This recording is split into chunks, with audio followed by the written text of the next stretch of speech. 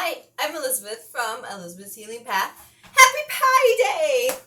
So, if you're not like me who goes to board game nights and hangs out with some nerds, my sister said I'm only a little bit of a nerd though because of Doctor Who. I don't have a Doctor Who apron. I was just looking at my aprons going, I kind of want a new apron. I should totally make a Doctor Who apron. Okay, so I wasn't reading messages while recording a video. So anyway, today's Pi Day. So it's March 14th. And it's pi because, the mathematical pi is 3.14. March 14th, Pi Day. So I'm making some pie.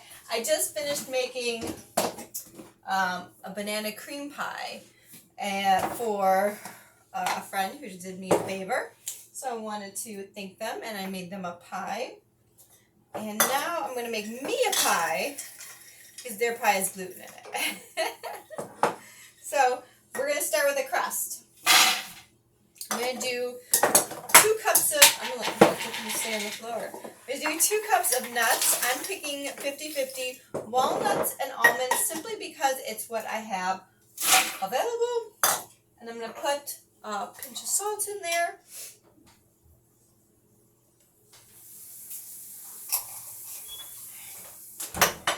And then I'm going to turn it on and slowly add dates one by one. So first I'm going to let this process, and then you're just going to see me throwing a bunch of dates into it.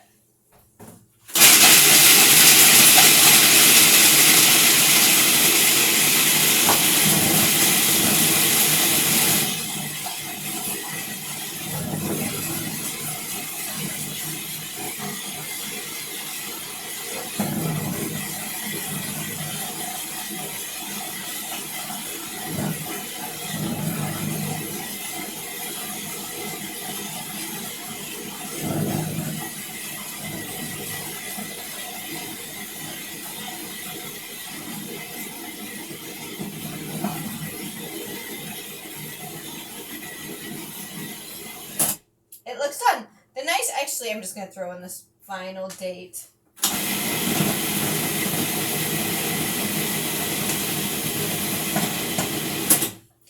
So it's 6 to 10 dates. What's nice about adding them one by one is you can see how it develops on the food processor. And once it seems like it's working itself into a dough, then that's generally like the right amount of dates.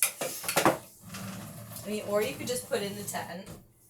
Now, I like to do this particular pie in a tart pan.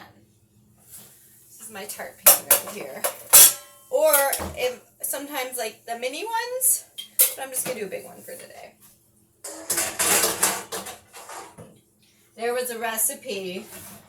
I wonder if they celebrate Pi Day in the UK. There was a recipe by the Raw Chef that just came out, and it was for like a flaky crust. It was like cashews and oats, and it went in the dehydrator, and I just didn't get on the ball fast enough. I would have had to do like this would be a 2-parter, and that would be like, I'll do it this summer. I promise. I'll try it this summer, and maybe we'll make like a berry tart or something like that. So, like a different like fresh tart as opposed to like we're gonna process the blueberries a little bit. So we're making a blueberry tart today. And so first thing is the crust. Now normally when I make a crust, when I make my cheesecakes, I just put it on the bottom. But this time we're doing the sides. And again, because this is a tart, it's also a spring form, which will make it really easy to get out as opposed to a pie dish that you're going to have to hope that you can cut and like lift.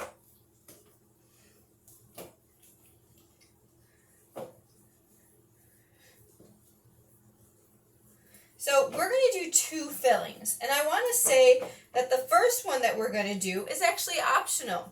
The reason I like it, we're going to do like my cheesecake layer, right? And the reason I like it is because I find that the blueberry mixture itself was making my crust soggy, and there's nothing more that I dislike. Unripe fruit would be another one.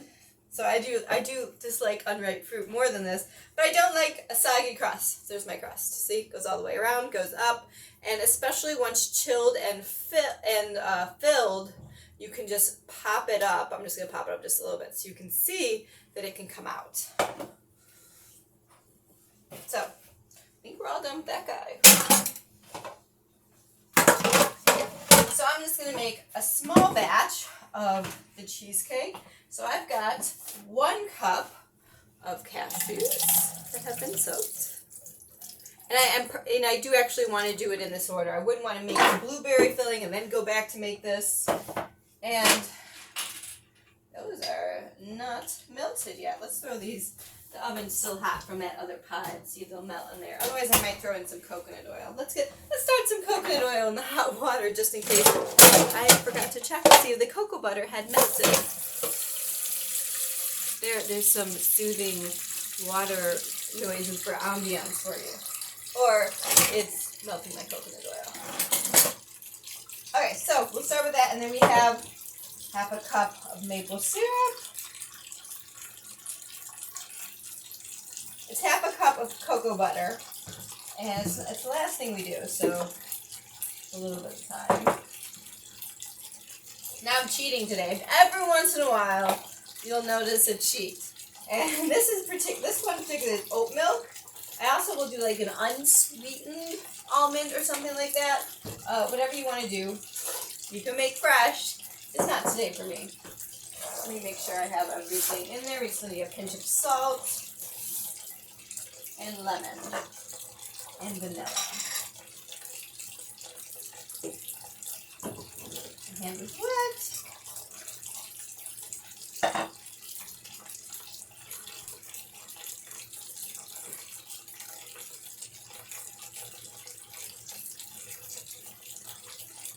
Half of the lemon squeezed and the vanilla.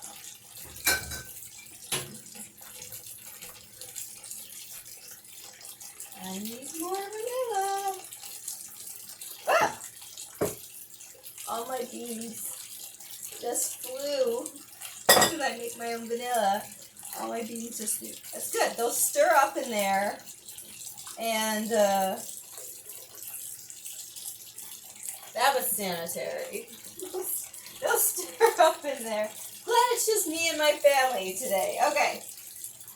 And I'm going to blend this. I'm going to go ahead and throw it on pause. So you had to listen to the food processor, but now you don't have to listen to the blender. Okay, so I'm going to add, let's see how much of this is melted. They're soft. They're just not really melted.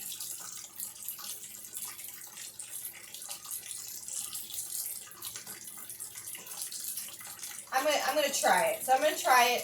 Sometimes the blender will heat it up enough to melt it. Like that's how I make chocolate. I don't melt them ahead of time. So I'm gonna go ahead and blend it a little bit longer than I usually would because I'm gonna try and melt this cocoa butter. Okay, I think we did okay. So let's see.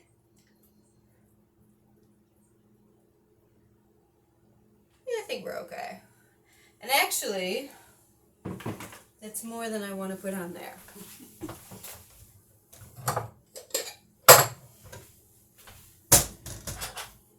Really depends on the size of your pie dish. I was so distracted by chunks that I wasn't paying attention to how much I poured.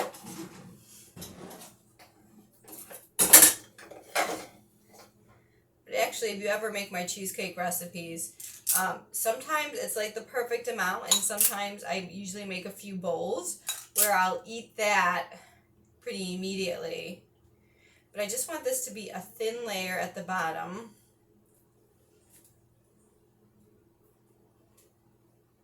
To stop it from making my crust soggy. Okay, that looks good. So it makes 2 cups. 1 cup I set aside to eat. And this guy I'm going to throw in the freezer while we're making the second filling.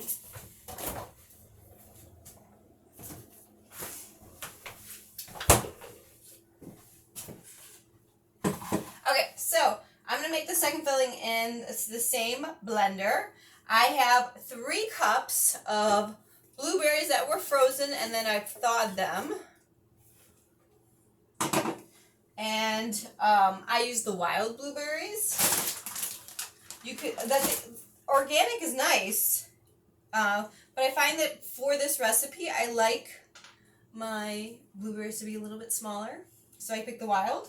And then this is 3/4 cup of medjool dates that have been soaked.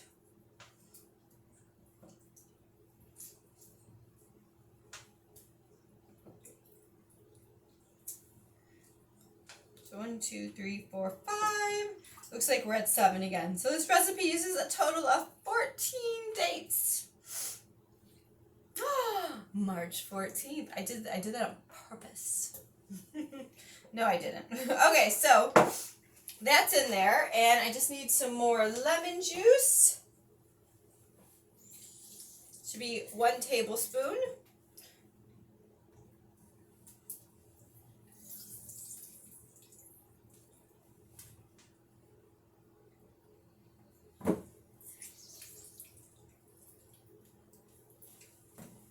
And then I'm going to blend this. And I'll jump over there to pause it. Okay, so I ran that for 2 times, which is about a minute each. And the first time I could still hear some dates bouncing around in there, which is why I ran it the second time. Now I'm just going to put another 3 cups of blueberries in, and I don't want to blend these. I like to be able to see it, but I'm just going to pulse it. 1, 2, 3. That's it. And let me go get my crust.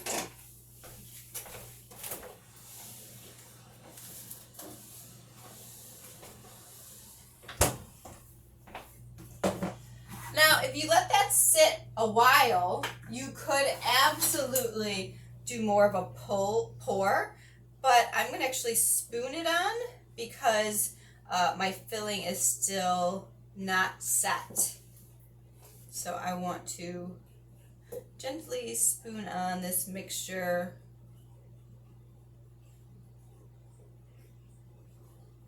So this recipe is enough for like a full pie size, not just this small tart. Supposedly there's one of these guys, and these guys I mean tart pans, that's like a deep dish one, and the deep dish one,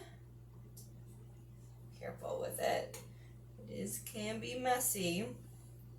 I kind of want one of those, but I haven't seen it.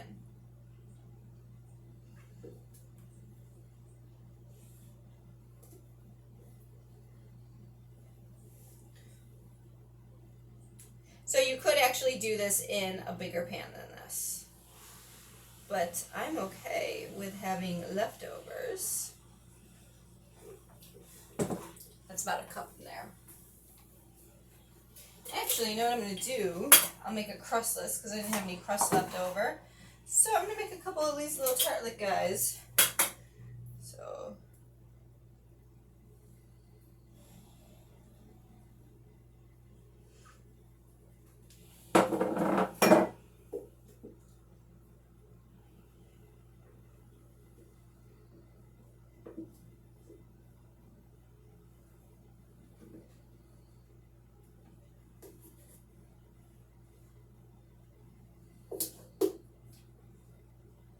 okay, I'm happy with that. So I have a blueberry pie. I'm going to stick this back in the freezer for just a couple more hours and it should set. And then I have my blueberry pie for Pie Day. So happy Pie Day, and until next time, mangia fresca.